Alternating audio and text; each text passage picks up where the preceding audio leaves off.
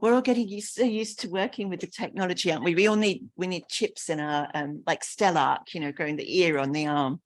But Beth landed a job at the University of Surrey, and that is where she still works, where she's currently Director of Postgraduate Studies, but has served her time as head of department and so on.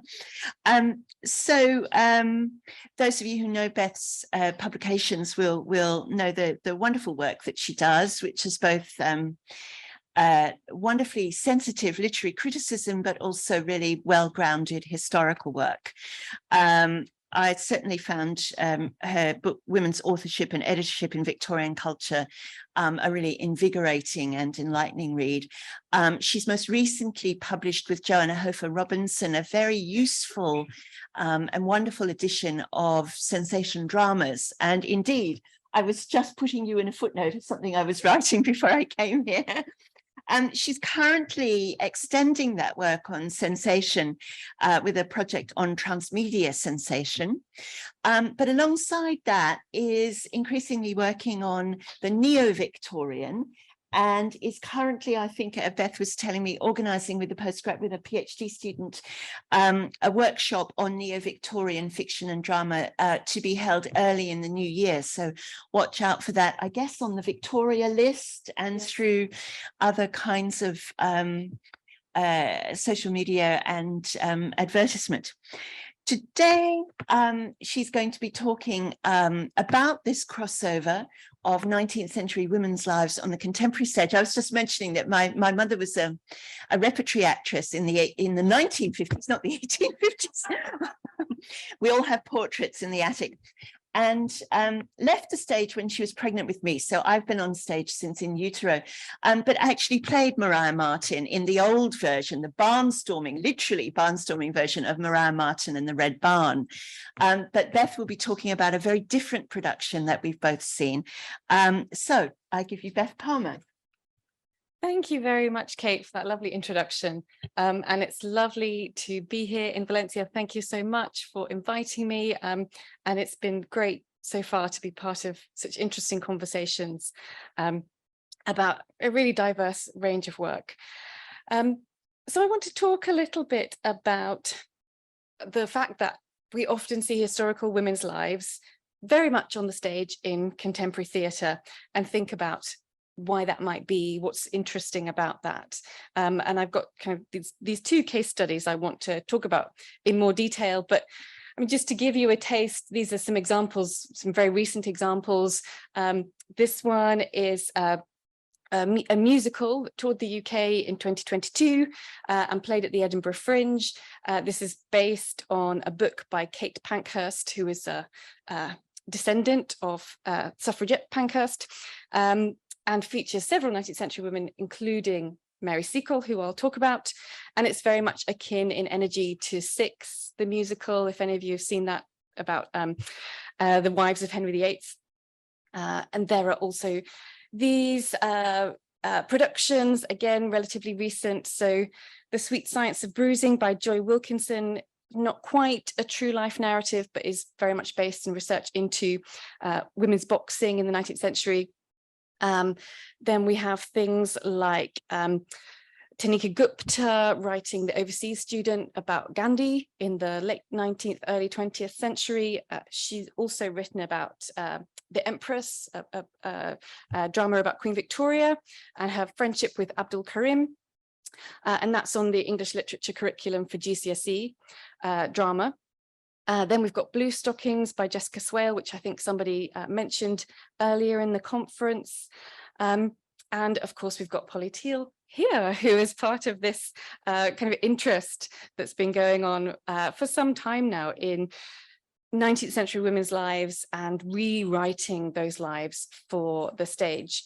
And I'm sorry that these examples are all very kind of Anglophone.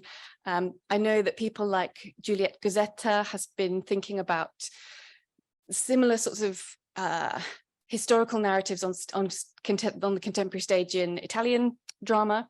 And I would love to hear more about what's going on in Spain, so please do let me know. But I'm going to discuss two specific works, Mary Seacole by Jackie Sibley's-Drury and The Ballad of Maria Martin by Beth Flintoff. But before I do that, I want to think a bit more about some of the ways in which we have conceptualized neo-Victorian drama, biodrama, and how they've been influential on my thinking. And I want to kind of propose a slightly maybe different way that builds on some of what's gone before. So pastiche, parody, metafiction, metadrama. I'm sure we've all probably cited Linda Hutchins' work at some point working on neo-Victorian stuff. These have all been ways in which postmodern theorists have thought about how we access the past. And historiographic metafiction has been incredibly influential, and other people have taken up that term and thought about historiographic metadrama.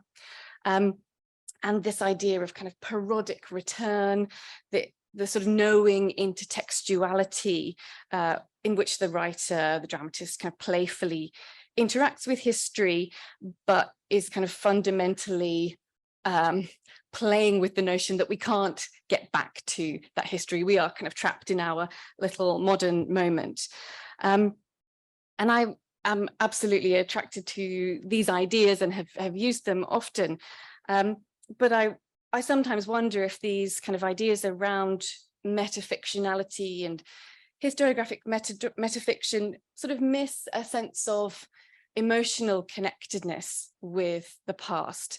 And that's something that Cora Kaplan wrote about, a long time ago when neo-Victorianism was just starting. But actually, we have a real affective connection to the past, to the Victorian past.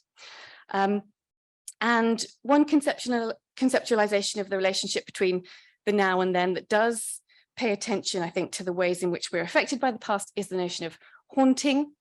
And this notion has been incredibly useful, and I'm going to look at Rosario when I say this, because Rosario Arias and Patricia Pullen talked about this in the ways in which the Victorian past haunts the contemporary moment, like a revenant or a ghostly visitor from the past.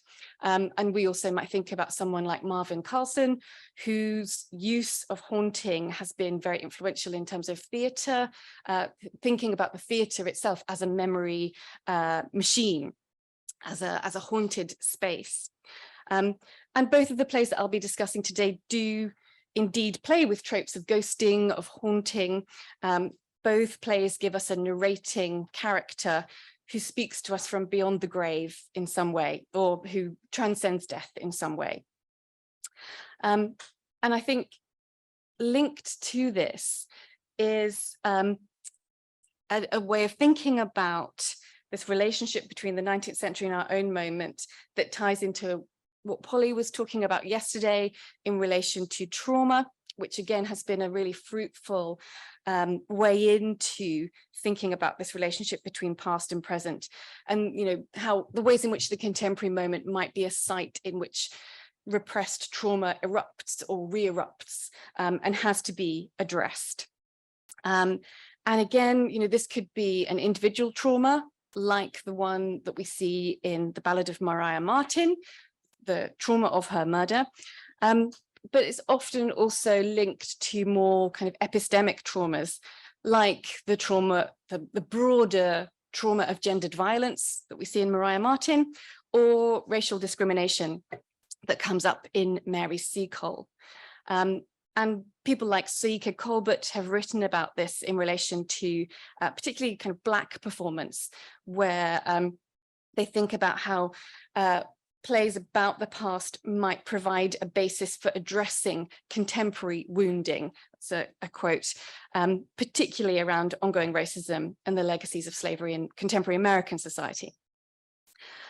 So this psychoanalytic influenced way of thinking about the relationship between Victorian past and contemporary culture has again been incredibly productive. People like Gildersleeve, who I've quoted here, suggests that the Neo-Victorian approaches the Victorian as something that is not truly known and as a trauma that can never be resolved, working through Kathy Carruth's ideas around trauma. But here I think the emphasis on the unspeakable and the inaccessible is linked to ethical responsibility, but it still leads us back to that sort of postmodern sense of historiographic metafiction as kind of trapped. You know, we can't get out of this contemporary moment. We can't really have a meaningful connection with the past. How can we ever really know it? And I find these ethical questions incredibly interesting and incredibly thought-provoking, and scholars, many of whom are in the room, have kind of thought through this. People like Mark Llewellyn, people like Helen Davies, have thought about the ethical concerns that are raised when contemporary writers work particularly with real life historical figures. You know, how do we deal with that? And Richard Hand, who's writing in Benjamin Paw's collection on Neo-Victorian villainy, is particularly interested in the ways in which biofiction might tread difficult ethical territory, particularly when staging the lives of criminals or murderers, and you know, attempting to offer some kind of psychological insight that we, you know, place onto that historical figure. And I think this is an issue which Beth Flintoff, in writing The Ballad of Maria Martin, was acutely aware of, but one which she sidesteps very neatly by focusing on the woman who was a victim of crime, but not just her status as victim. And the perpetrator of the crime is never seen on stage, is never given any kind of focus whatsoever. And I'll talk more about that in a moment. But some critics, I think, have you know, found this quite a difficult issue to get around and to think about in relation to biofiction more broadly. And this is Mel Kolker writing some time ago now, nearly 10 years ago, about biofiction. And she kind of includes biodrama in her definition of biofiction. I'm sure Mel didn't have this image in mind when she was writing this. This is just a random image of a robber. So Mel Kolker thinks about this sense in which biofiction can be problematic. It can equate to a kind of imaginative robbery, the theft of an identity, you know, and vampirism, cannibalism, robbery. These sorts of metaphors have floated around the edges for critics, I think, dealing with biofiction. And this is, you know, literalized in something like Possession by A.S. Byatt, where the past seems at points to be kind of held literally and symbolically in these kind of papers that are stolen and repossessed and purloined. But there are more positive ways of kind of thinking about this. And of course, metaphors of the stage and staging crop up in relation to Neo-Victorian work. And, you know, you might wonder why I haven't gotten here sooner, seeing as I'm talking about drama. But this is a quote from Sarah Waters, who's in interview, suggests that the Victorian period is already a stage set. So she feels like it's kind of already there, ready for us to kind of, you know, already doing its own work of staging itself, and that we kind of, you know, she's just run with that. And I think this is kind of, this is a quote from Elizabeth Ho, is not precisely, she's not talking about staging in precisely the same way, but I like this quote because she thinks about Neo-Victorian kind of culture, Neo-Victorian writing as a deliberate misreading, reconstruction, or staged return of the 19th century in and for the present across genres and media. And Elizabeth Ho here is kind of obviously thinking about staging in quite an interesting way, and thinking about staging as something that can run across, that can cut across different media, different genres. And I'm, you know, very interested in the dynamism of Neo-Victorian cultural texts as able to move across and between kind of genres and media. However, having said all of that and having been influenced by all of those kind of ways of thinking about Neo-Victorian culture, Neo-Victorian drama, I want to think in a slightly different way. I want to think about notions of care. Again, this is something that's already come up at this conference, and I'd be really interested to hear your ideas about care as a framework, how and why we care about certain stories, particularly stories about historical individuals, historical women. How do we, I need to, okay. How do we define caring? Who does the work of caring? And how might that work be gendered? And can we care for the past in the same way as we care for our contemporaries? And if so, what does that kind of caring look like? And I'll be drawing on the work of care ethicist Virginia Held, who argues that the ethics of care is a distinct moral theory or approach to moral theorizing, which has a focus on relationships rather than individuals, and defines care as kind of clusters of practices that operate in the real world. And there's a little extract from Held there. I'll also be thinking about the work of Talia Schaefer, who has thought about care and particularly caring communities in Victorian fiction. And she kind of brought this really interesting book out a couple of years ago, where she thinks particularly about communities of care and the ways in which care, which she just very simply defines as meeting another's needs, as very central to human relationships and central to the ways in which the Victorian novel kind of plots and acts out human relationality. And she sort of posits a model whereby the beginning of the 19th century, we have this kind of sense of care as best done by a family member, best done voluntarily by your mother or your sister or your wife, towards a changed model later in the century that is much more professionalized, that thinks about how we come to terms with care being done outside of those familial structures, outside of the family, the biological family, and how what's going on in terms of culture to allow that shift to kind of happen and to be traced, particularly in her work through the novel. And she's thinking about care communities, and that aspect of kind of community is something I want to pick up on.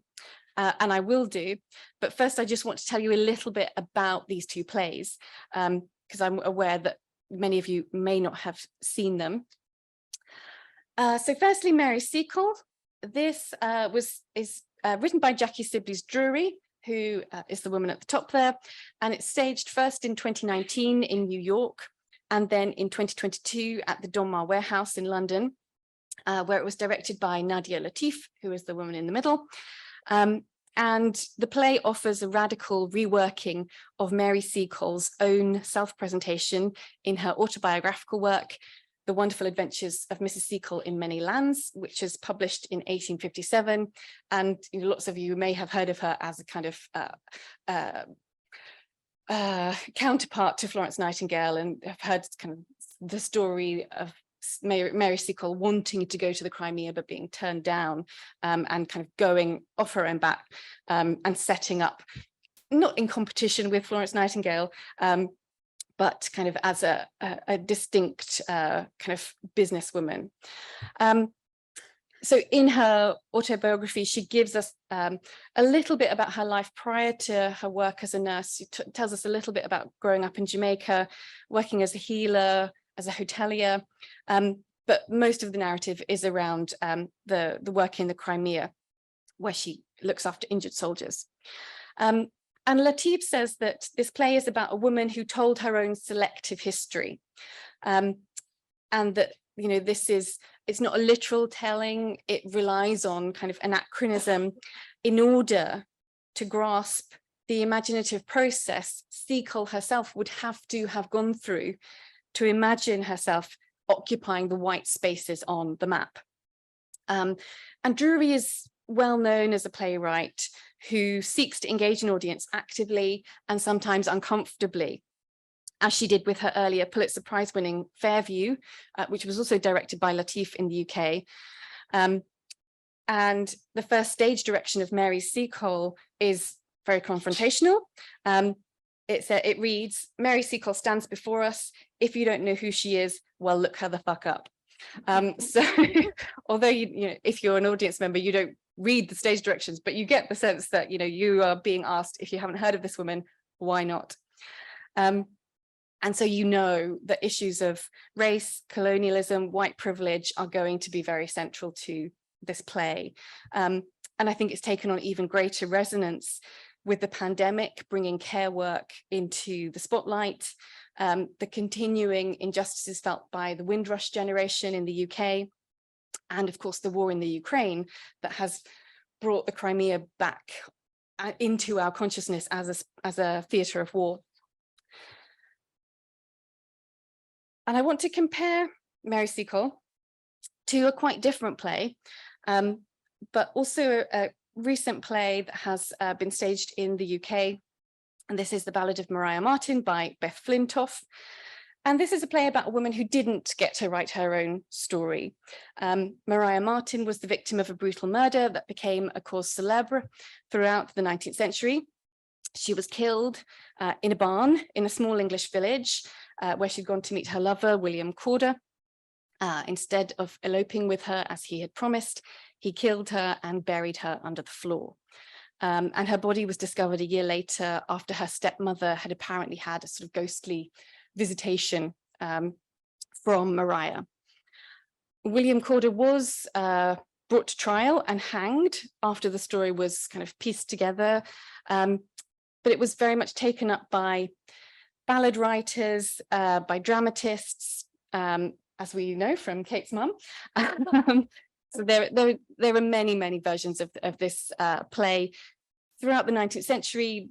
Moncrief's The Red Farm, Douglas Jerrold's Wives by advertisement, because Corder actually, after he'd killed Maria, advertised in the newspaper for a new wife, and apparently dozens of women responded to his advertisement. And in the 20th century too, the dramatic, novelistic, true crime, radio adaptations, and this is a still from a 1930s film, and lots of them focus on either William Corder as the murderer or the detective work of the police involved in bringing him to justice. This recent version, though, takes a very different line and centers Maria before her death, centers Maria as an important woman for us to be invested in her own right. And the Guardian review makes quite an interesting link with Hallie Rubenhol's The Five, which instead of writing about Jack the Ripper again and again and again, investigates, with very meticulous historical research, the lives of the women that Jack the Ripper killed, and decenters the murderer from the narrative. So in Flintoff's play, Maria gets to tell us about her life from her perspective. We see her childhood, we see her loves, we see the way in which she's psychologically abused, or to use a contemporary term, is subject to coercive control, and the ways in which, and I mean, it's particularly interesting because Flintoff worked with local domestic abuse survivor groups in the early stages of writing the play. So some of those kind of narratives around kind of gaslighting, coercive control are, based in the narratives that these stories that these women told her in 2020. But what I'm really interested in, the way in which both of these plays, situated within this wider dynamic of contemporary dramatic interest in 19th century lives, retell the lives of these women with an emphasis on care. And as I mentioned earlier, for both sociologists and ethicists of care, care has to be relational. right? You have to have at least one caregiver and one care receiver in order for care to happen. And while such caring relationships do often involve a kind of power differential, depending on who's doing the work and whether or not they're getting paid for it, scholars of care, people like Schaefer and others, have sort of emphasized kind of flexible communities and relationality in kind of defining and understanding care. And I think we see this really interestingly in these plays. And Mary Seacole gives us this in its very title. It's called Mary's Seacole. That is not a typo. There is an S on the end of Mary's.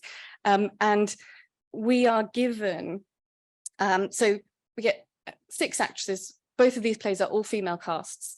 And here for Mary Seacole, we have 3 Black women and 3 white women, riffing off the central role of Mary.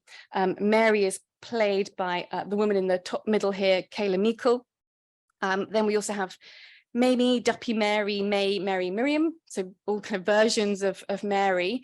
And Kayla Meikle plays 19th century Mary Seacole.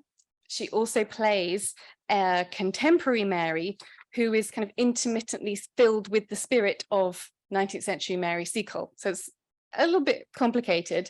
And the play is complicated in that it takes us through what is quite a kind of disparate set of scenes, from a modern day nursing home to 19th century Jamaica, to battlefield Crimea, to contemporary New York, and ends in this really kind of sort of bamboozling way, sort of bringing all of this together. But I think the characters come together in all of these, in different moments, in these small communities, in these relationships to give and receive care.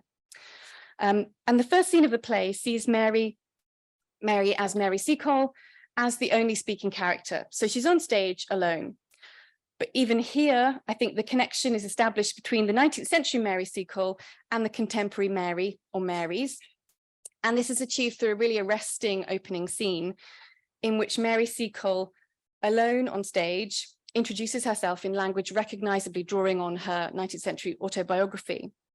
And you can see Kayla Meikle here is dressed in a costume that is very directly referencing Mary Seacole in these kind of iconic photographs. And so we might kind of start off seeing this drama thinking, this is lovely, this is a lovely historical drama that we can just kind of ease ourselves into. But that is kind of immediately undercut. So the Mamie character comes on stage and silently undresses Mary from this costume, piece by piece, gently, carefully, caringly, to reveal a contemporary nurse's costume underneath. And interestingly, dressing and undressing on stage has already kind of come up in this conference, but it's really important here, I think. So without even a pause in the dialogue, she is transformed from 19th century Mary Seacole to this contemporary NHS nurse.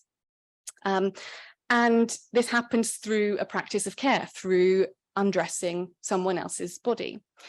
And I think this, Mary Seacole, even when seen as this singular symbol of the authority and importance of nursing, she's not really singular. She's already a part of a community, a relationship of caring that exists through time.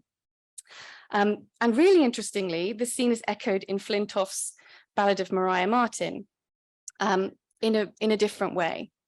So at the beginning of the play, we get Maria. The first stage direction tells us this. Maria steps forward. She looks a mess. She's dressed in the clothes in which she was murdered, and this is her murdered body that we see. And she gives us a monologue from beyond the grave. She says, "It's been a year since I died, and still nobody has found me." And she kind of outlines what's happened to her and says, "I could tell you that story, but I don't want to yet. Now, here, I can tell you who I really was before." And then once again, it seems like we're concentrating on this individual's life, but at this point, the rest of the all-female cast come on. Sarah, Teresa, Phoebe, Anne, and Lucy, this group of women, and perform acts of care. They clean her up, they as Flintoff puts it, unmurder her. They care for her. And time is then reversed or kind of chopped up, so that after this act of care, which is done silently, quietly, gently, we get back to the childhood of these women, where they first meet each other and form this childhood friendship. So again, continuity is established between the ghostly Maria, who has no control over her story, who is brutalized, who is victimized, and the live Maria, who can assert control over her life by retelling it to the audience. And this is very clearly enabled by these community of women who care for Maria. So in both plays, right from the beginning, we have communities of women, caring women, silently enabling the performance, silently enabling the storytelling. And throughout the rest of both plays, female communication and female community is privileged. So Mary Seacole is in dialogue or relationship with others as nurse, caregiver, care receiver, nanny, daughter, boss, colleague. In scene 2, for example, Mary is a nurse in contemporary Britain looking after an elderly Mary. Mary is incapacitated and cannot or won't communicate with her daughter and granddaughter when they come to visit. But Mary Seacole understands her needs and pushes past the disequilibrium often found in caring relationships. And she says, we both are a woman who deserve respect. And in other scenes, we get Mary Seacole restoring Miriam in 19th century Jamaica when she's fainted because she can't kind of handle the Jamaican climate. We get Mary talking about her childhood where she looks after a white lady as a young girl. We get her running nursing training in contemporary America and acting as a nanny. And throughout Drury's work, throughout the play, the work of caring as physical, tactile, and emotional labor is acted out in front of us. So bodies are cleaned, bedding is changed, hair is combed, food is prepared, hugs and kisses are given and received. And in all of these diverse situations, Mary is in control, demonstrating authority as well as care, and understanding that care as an activity rather than a feeling, which is the way in which I'm talking about it here, comes about through this communicative relationship between caregiver and care receiver. And in these instances, a Black caregiver and a white care receiver. And I'll kind of come back to that in further detail in a moment. In Maria Martin, Maria is at the center of a group of sort of a more stable female community. It doesn't kind of flick backwards in and out of the different scenes as Mary Seacole does. She initiates a friendship group and invites young Lucy into the club. And this is an all-female kind of friendship club. It's democratic. They vote on who can be in and out. And they emphasize that they each have a kind of skill in this club.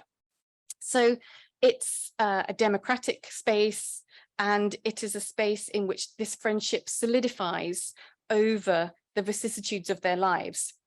Maria's mother's early death, drunken fathers, abusive husbands, and the heavy labor of domestic work.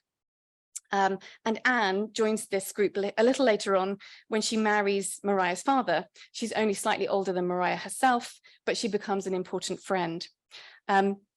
So we have a group of women from the rural working class with little education, very little education, few opportunities, and with huge caring responsibilities for their children, for their parents, but also for each other.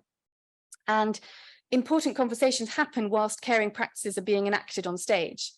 So, for example, Anne subtly lets Maria know that she's aware of her pregnancy and that she will support her as best she can whilst they are scrubbing sheets together.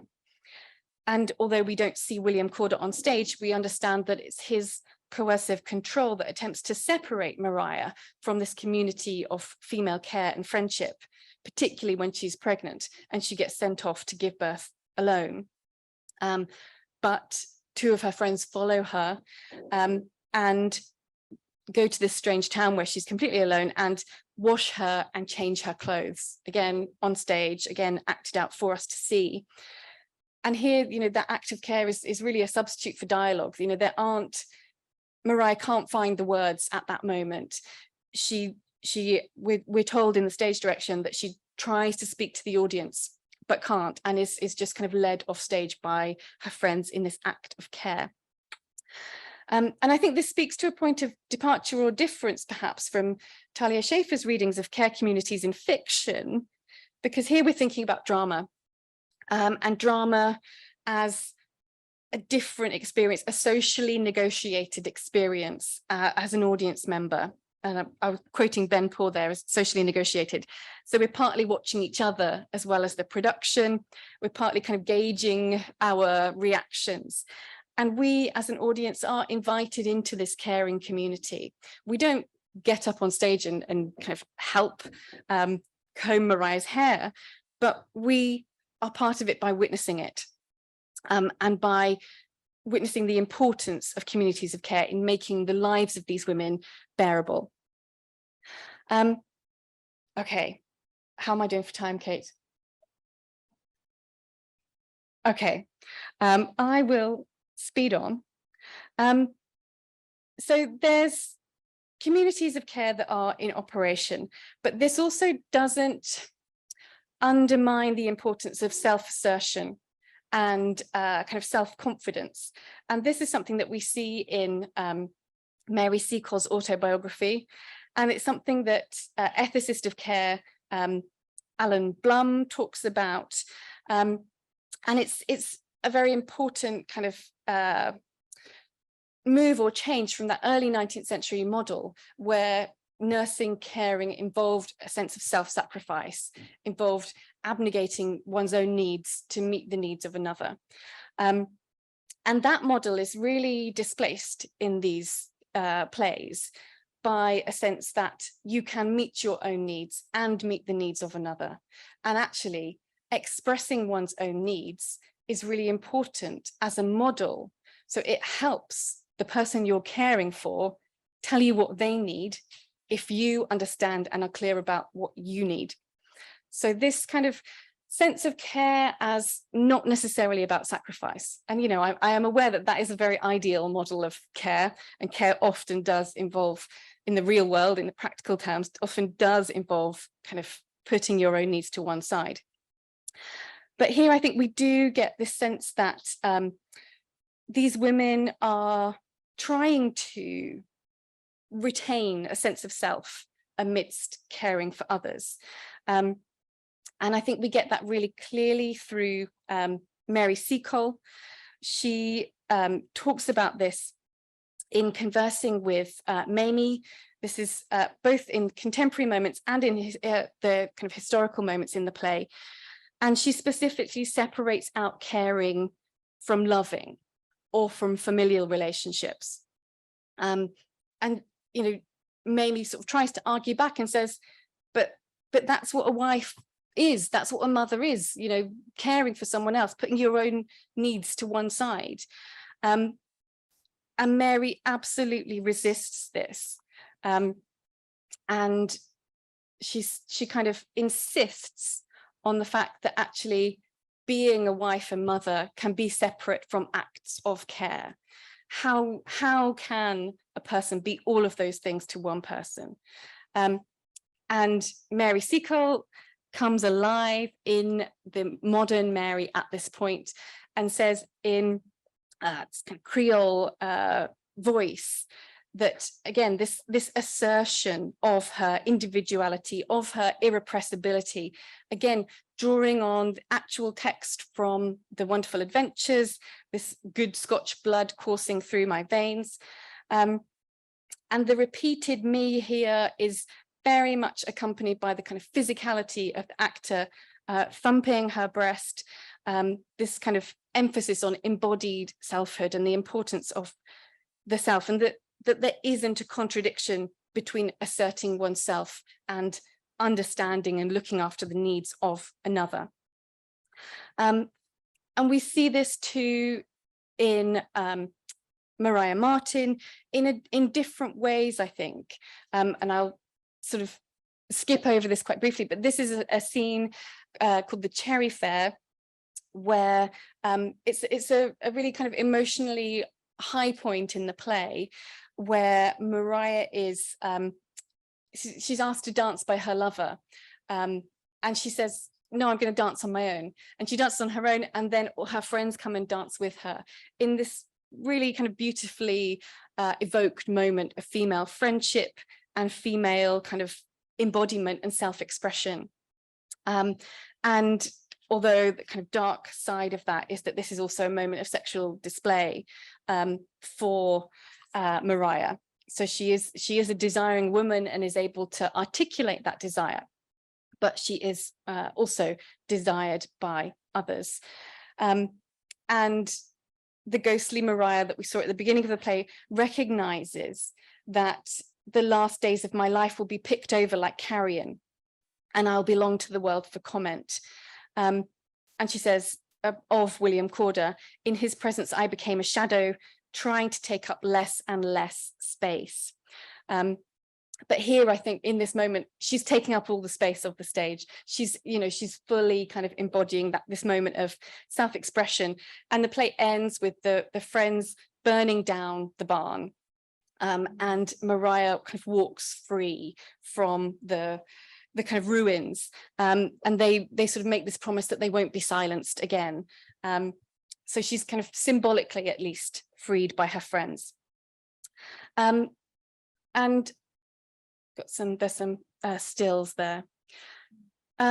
Just very quickly to round off what I was saying about Mary Seacole, again, thinking about separating familial biological roles like wifehood, like motherhood, from caring is really interestingly done, bearing in mind Mary Seacole was known as Mother Seacole to the soldiers in the Crimea. And this has kind of been looked at in interesting ways by scholars who've sort of worried that she's aligning herself with white British imperialism. But actually, I think there's something much more interesting going on here.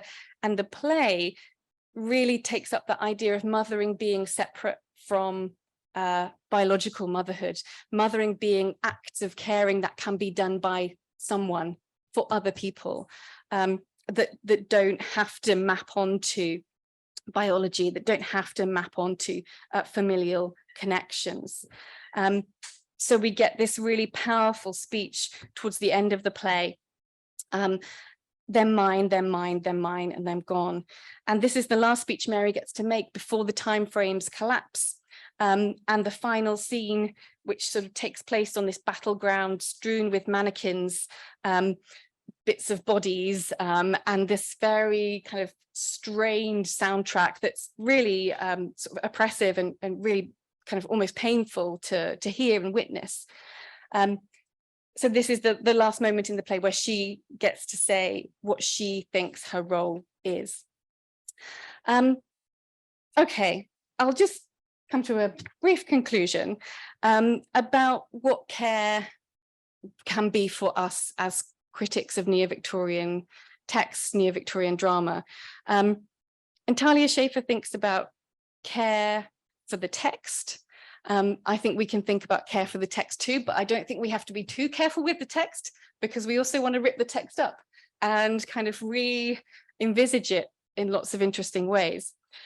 But we do want to care for these 19th century lives that we are seeing re-inhabited, or that we are engaging with kind of creatively. But that care is always going to be political. It's not just about personal dynamics. And that care demands a kind of mutuality between caregiver and care receiver. It demands a kind of community. It doesn't have to be familial, it doesn't have to be motherly, but it does insist on being valued and being seen, just as Mary Seacole insisted that her care was seen, was remunerated. But these are hard questions for us to ask, I think, particularly when those who do the care work in our societies are often women of colour, women of immigrant status, women of lower social and economic positions. And how do we include those women in these kinds of conversations that we are having? That is an incredible challenge.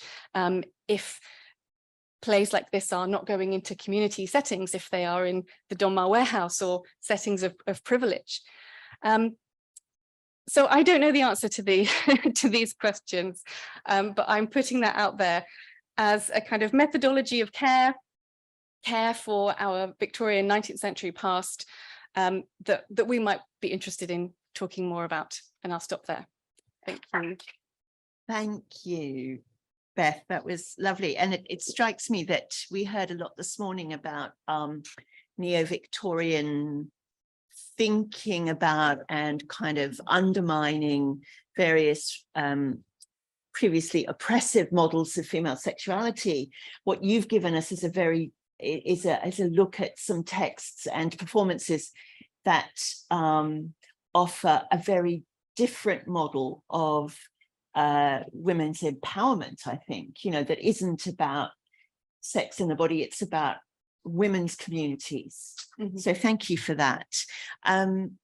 Questions? Right, we've got Rosario, then we've got Christina. So is there we need to run the mic. Mm-hmm. Thank you so much, Beth, for this thought-provoking and inspiring talk. And it seems that I'm just trying to share my thoughts with you, and in terms of a kind of movement from trauma and haunting, from more care communities and the emotional involvement. So it seems that you are also mapping out a kind of evolution in Neo-Victorianism, or in the Neo-Victorian mode, in drama particularly, from trauma, from a psychoanalytic point of view, to more emotional involvement, affect, and the personal. And I totally agree with you. And I wonder whether you perhaps could expand on this idea of idea of the mothering not being intrinsically connected to the biological ties. And because I was just thinking of a particular piece of work by Sarah Rurik, Maternal Thinking, which I think precisely ties in with what you were saying about maternal thinking not being necessarily biologically connected. And also Carol Gilligan, of course, the ethics of care in a different voice. So psychoanalysis, again, feminist psychoanalysis, going back to self and relationship, being now in a way applied to the Neo-Victorian drama, and a little bit of self-promotion. I'm writing the next issue in Neo-Victorian Studies. I have one article on the observations, Jane Harris' The Observations, and I'm also draw on the communities of care in the novel. So I'm so excited that you've tackled communities of care, because I've also spotted that as well in Jane Harris's The Observations. So thank you so much for this really inspiring talk. Thank you. Thank you, Rosario. And I will talk to you afterwards about your paper and about what you've been reading in relation to these ideas. I mean, I think that this kind of model, this way of thinking about the text, about the relationship between past and present, doesn't have to necessarily kind of exclude other models. And I think trauma is, of course, incredibly important to a play like Maria Martin, right? We see her body traumatized at the beginning, but there's a different emphasis on what the life is beyond that trauma, and how these kind of female communities, this kind of acts of care, and they are, we don't see, Mariah doesn't have a mother, she dies very young. These are all non-familial acts of care. Some of these women do have children, and they have the kind of, doll on stage that they look after, but they also sort of take it in turns. They look after each other's children in a kind of village sort of care, and a network of care. So I felt like that way of thinking about care as not tied to the maternal, the maternal as not necessarily biological, was a really helpful way. And of course ties in really interestingly with Mary Seacole positioning herself exactly as Mother Seacole. And of course the play can sort of tread quite an interesting line that, you know, her writing in 1857, she, you know, had to be very sort of discreet and careful about the way in which she said, here's what I've done. Although she was assertive, there was a line that she couldn't cross. But here, you know, she's very, or the Mary Seacole character is very upfront about the physicality of caring, the repetition of caring, the hard physical as well as emotional labor of caring. And she almost gives in. So the character, the white woman there, plays Florence Nightingale, a version of Florence Nightingale in this Crimea scene. And she sort of comes at her from this kind of racist, white imperialist viewpoint, you know, you can't be Mother Seacole. Duppy Mary, the black woman at the top, she comes at her as the ghost of her mother, who also says, you can't be Mother Seacole because you're positioning yourself as a white woman and you're not. So she's kind of trapped between these two perspectives, and you think, you know, she's going to crumble. You think, you know, this is how the play is going to end, but it doesn't. She kind of finds a way to assert her own viewpoint on what she has done, the acts of caring that she has invested in, that treads this line between the two. And it's really interestingly done. So I'm very glad to hear you're also interested in these ideas, Rosario, and I would love to talk to you afterwards. And yeah, I feel like there's lots of room for this to you know, go places. I also want to thank you for a very thoughtful and sensitive presentation. And I want to add, it's just a silly little comment, a silly little comparison. And because I really like how you approach these revivals, this historiographic or biographic metadrama and drama through these communities of care, because I'm thinking of a very recent revival that doesn't have an ounce of care. I'm not sure if you've heard about Blonde, the new movie about Marilyn Monroe. Oh, yes, yeah. And it's, that's like pillaging, that's like opening her grave, because it's very exploitative. It's very fetishization of her suffering. In fact, the director himself declared that it doesn't matter what her projects were, because what it's important is her death, her tragic death. And when we were talking about Mariah Martin's approach towards more focus on the victim, not the perpetrator, and this more this thing, feminist theories, Marilyn Fry spoke about the loving eye, which is also part of the ethics of care. And it just strikes me how, you know, in this modern and actually critically acclaimed movie, it's the complete opposite. I mean, there isn't, as I said, an ounce of care for this figure. Just like to comment that. Yeah, that's really interesting. I haven't seen it, but I've kind of, you know, heard the kind of hullabaloo about it. But it's incredibly interesting that lack of care can kind of come through in, you know, a blockbuster film. And you know, those kind of metaphors around sort of, you know, robbery or rape, or, you know, a kind of lack of care that a contemporary creative might show to their historical subject, I think are still incredibly important for us to think through and to deal with. I mean, Polly, I'm sure you've got kind of things to say about this in terms of how, as a writer, as a creative writer, you might, you know, work that care into your methodologies of research, into your kind of understanding. But it's astounding that lack of care, particularly around kind of issues of abortion, that is such a kind of politically live issue, could be handled with such lack of sensitivity. So yeah, thank you. That's really useful. Janice had a question. Hi, Beth. Thank you. That was really inspiring. Just from something that sprung to mind as you were talking about in Mariah Martin, how the William Corder figure who in the 19th century, obviously it's along with sort of Newgate drama and all that sort of sensationalized, and the love of the moments of crime and those things. Obviously it's working against that.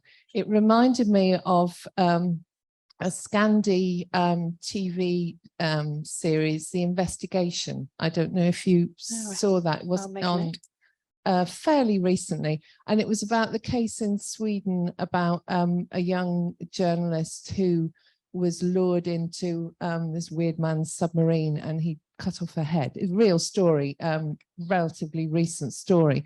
And the brilliant thing about The Investigation, which is about the police tracking down the criminal, is that you over several episodes you never saw him, and so it was the care of the police investigation.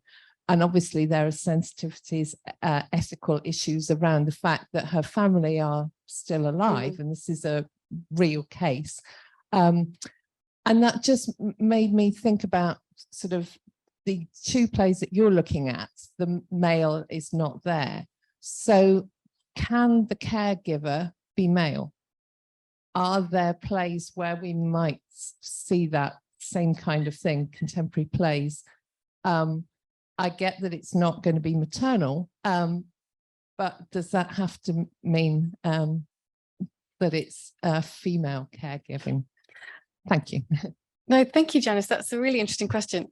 I'm sure the caregiver can be male, and in kind of theorization of care, actually, lots of theorists sort of try to move away from gender as paradigmatic of women as carers, although historically and still that has been women have been subject to the burdens of care more than men.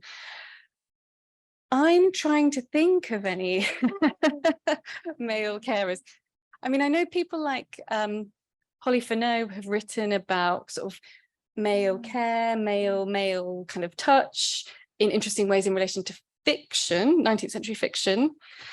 I can't think of anyone who's written about it in more contemporary, but that may be my ignorance. The only one I could think of would be Mark Ravenhill's, not the one about the Molly House. Because that's an all-male cast about young men, prostituted young men, but I'm not sure. It's a long time since I've seen it. But we've got, is it a question or a response to? All right, great, yeah. Well, first of all, thank you for this magnificent presentation. And well, I was about to comment, but this question just came up, and it so happens to be related with what I was about to comment, which this is not a play, it's a movie that I recently saw, which is called I think it's The Basics of Care by actor Paul Rudd, played by him, in which he's a divorced man, unemployed, who accepts a job as a caretaker of a disabled adolescent boy, and well, what I was about to comment on that is that you can see here how the basics of care are put to practice by men. It's not in general. Well, I'm talking about this movie, but in particular, you can see how he takes a long time to form a connection with the boy he's taking care of. He is a little bit how do you say burro in English? A little bit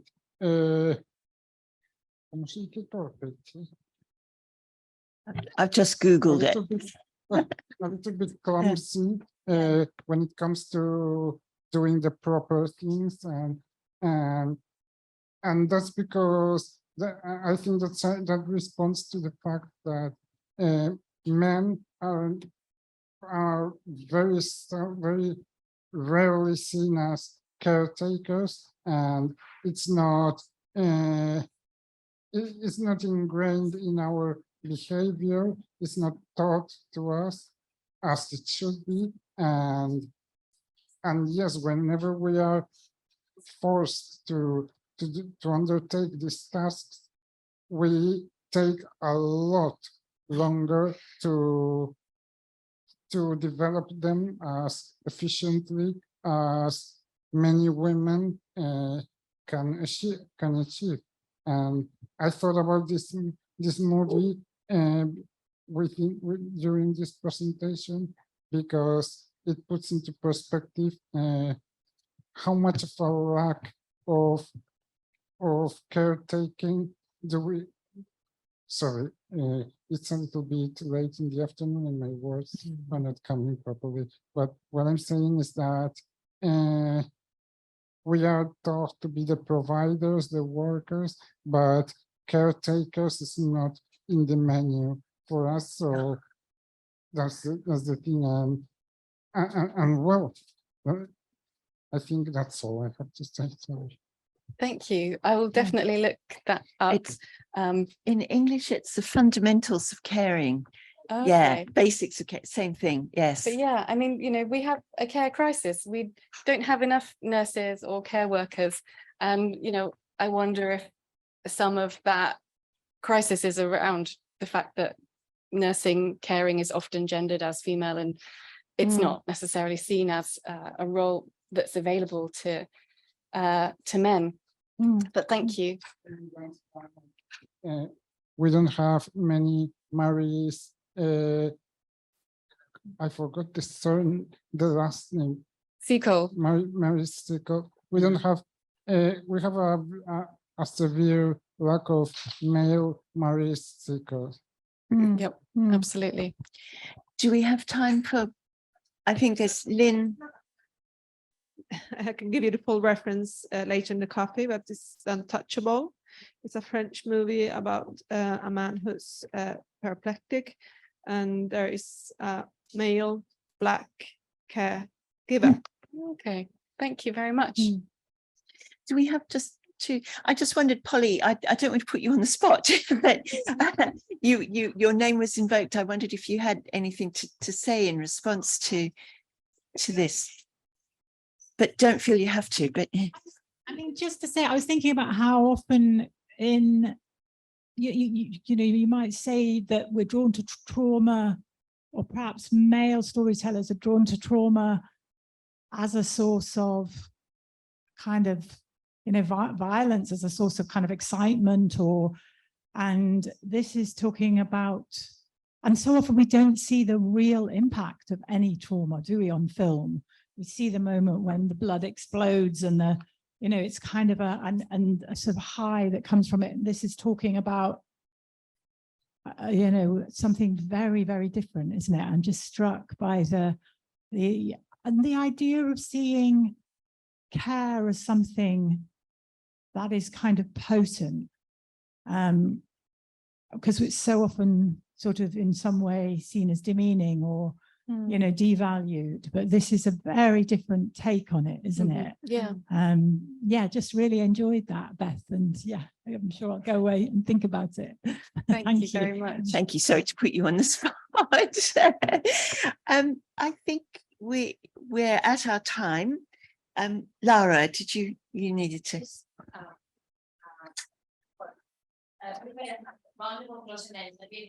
All right. Okay. So can we thank Beth for a wonderful paper and kept us all awake and indeed wanted to talk. I'm sure that's fruit for conversations for a long time in the future. Okay, so we've got half an hour for coffee break downstairs. That means that we will start, instead of at 1:45, at 1:55, but we will start downstairs instead, because apparently we've got hundreds of students coming from Maria's class to see Ian's interview. I don't know if this is hundreds or perhaps a little bit more that we can fit in this room. So just in case, we will move downstairs to Salon de Actos, which is just on the other end of the aisle, opposite the cafe. But first of all, speakers, we've got a coffee break downstairs for you, and students, we still have lots of refreshments at the back of the room in case you want to help yourselves to this.